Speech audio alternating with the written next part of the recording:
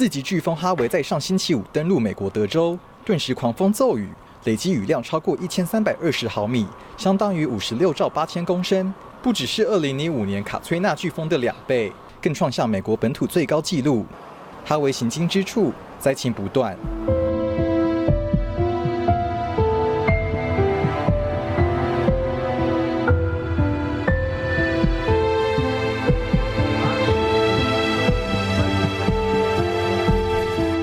德州休斯顿严重受创，当地680万人泡在水里。哈维行动缓慢，好不容易在滞留4天后出海。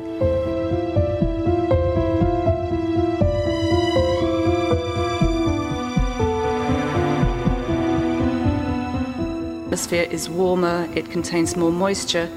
It means that when we do have a hurricane, a tropical cyclone like this, then when an event does occur, then climate change does very likely increase the associated rainfall. 全球暖化造成哈维威力惊人的说法众说纷纭，但是根据宾州大学气候学家曼恩的说法，近20年来海平面上升超过15公分，导致水患灾情激增。另外，海水表面温度升高，大气层湿度增加5%，形成暴风的完美摇篮。就当哈维逐渐向北移动时，墨西哥湾海水温度比均温高出摄氏1.5度，增强哈维威力。